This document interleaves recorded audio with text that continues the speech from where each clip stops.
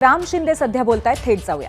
विधान परिषद सभापती पदाची निवडणूक बिनविरोध झालेली आहे आणि शिक्कामोर्तब झालाय। राम शिंदे हे आता विधान परिषद सभापती असणार। महाविकास आघाडीकडनं कोणी अर्ज भरला नाही आणि तुमची बिनविरोध आता निवड झाली।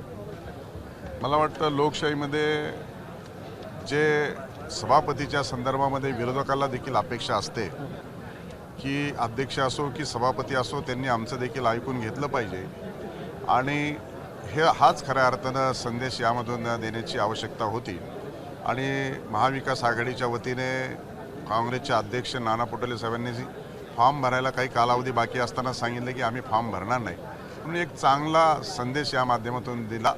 मी त्यांचं मनापासून आभार मानतो। राज्याचे आदरणीय मुख्यमंत्री देवेंद्रजी फडणवीस साहेब यांनी माझी निवडणूक भारतीय जनता पार्टीच्या वतीनं अधिकृतरित्या जाहीर केली केंद्राच्या मंजुरीने आणि दोन्ही उपमुख्यमंत्र्यांनी त्याला दुजोरा देत मी अधिकृत विधान परिषदेत सभापती म्हणून उमेदवार फॉर्म भरलेला आहे। कुठलाही दुसरा अर्ज आला नाही। आता अनौपचारिकरित्या सभापतीपदी निवड झालेली आहे, परंतु अधिकृतरित्या उद्याच्याला महामहिम राज्यपालाचा संदेशानुसार अधिकृतरित्या उद्या जाहीर होणार आहे। आता एवढंच बाकी आहे। अर्ज भरताना महायुतीकडनं काही चर्चा झाली होती, कारण उपसभापती नीलम गोरे सुद्धा इच्छुक होते या पदासाठी। मला वाटतं या संदर्भामध्ये काही चर्चा माझ्या लेवलवर झालेल्या नाहीत, वरिष्ठ लेवलवर झाले असतील माहीत नाही। बरं, नाराजी होती नीलम गोरेंची ज्या माझ्या लेवलवर किंवा माझ्या स्तरावर मला कुठलाही ज्ञात नाहीये, त्यामुळे चर्चा झाली असती तर नेतृत्वात झाली असेल ते नेतृत्व सांगू शकेल त्याच्यावर। शेवटचा प्रश्न, अनिल परब यांनी 2 दिवसापूर्वी मुद्दा मांडला अपात्रतेचा आणि त्यामध्ये नीलम गोरेंचं त्यांनी नाव घेतलं, त्यामुळे मार्ग कुठेतरी मोकळा करण्यास महाविकास आघाडीतील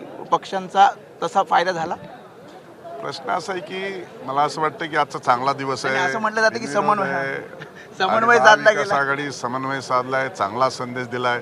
आता त्या 2 माणसातल्या चर्चेत मला मध्यंतरी हसताय म्हणजे चर्चा झाली होती, त्याच्यामध्ये काय आता आउटपुट निघणार नाही। तुम्ही हसताय तेव्हा की चर्चा झाली, मला आनंद झालाय मी चेअरमन झाल्याचा।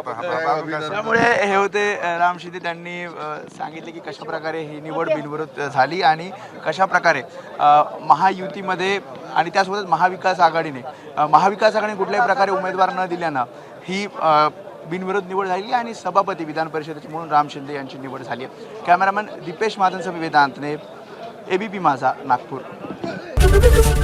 एबीपी माझा, उघडा डोळे बघा नीट।